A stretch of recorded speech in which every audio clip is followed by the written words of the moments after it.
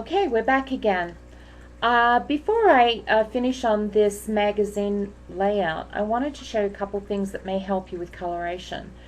Every month I change up the color and the style of my magazine a little bit just so that it doesn't look like last month's edition. And what I'll do is I will go to the Home tab here, and then I will go to Change Styles. I'll click on that, and it brings up color coordination. Now a lot of these are all different colors, but I'll show you what happens when you click on something here. Let's say we're going to use something really bright, and we're a fashion designer or something, and most of our colors are just bright. So we can use this one here called Verve. Alright, now what's going to happen is every time you go to Format, do you see how these colorations are changed? I'll even show you how, if you want to add new colors into the background to make it more bright and eye-popping, anytime you do shape fills, see how that's all changed into bright pinks and blues, and you have the darker contrast colors. So again, anytime you're not happy with a coloration, you just go to Home tab, and then you'll bring up Change Styles, Colors. Now you can do the same with fonts. You see that, how it will work? You can also do whether you want it to look elegant, fancy. See how it changes as you move it around? It's just a good thing with Word. We're able to maneuver it. I don't really play around with the style set, but I will maneuver the colors every month, and I'll show you why I do that. Right now I'm working on December edition, and this is our cover, and this month I have chosen to use these colors, which is, if I wanted to change them, again I could go to color format, and I could put in like Metro. Now I have this color set to match my cover, and what I'll do is I might go to Format, and you see how that's really bright? If I don't want to use that bright and that highlight, I can just use that simply. I can actually go to Shape Fill here, and if none of these colors are working for me, see that's too dark, that's too light, and that color there is just way too light, I can go down to More Colors, and I usually click on the Custom tab.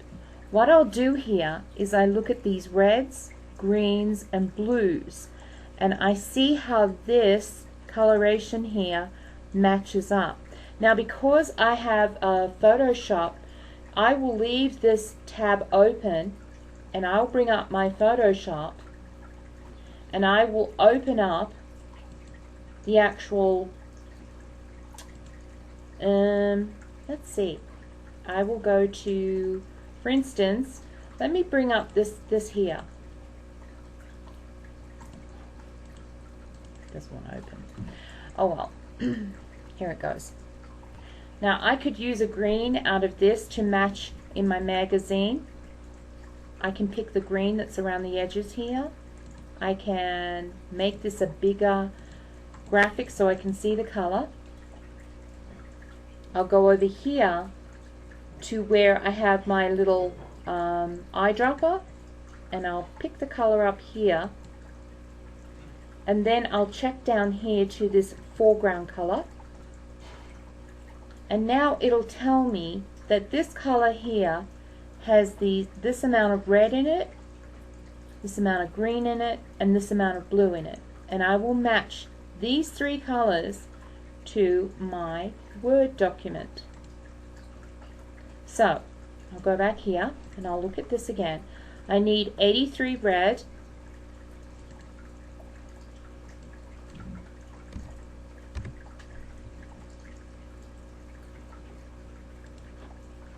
I need 162 in green,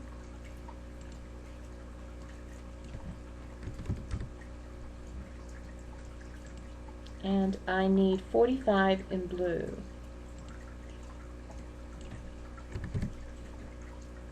Press OK, and there's my background.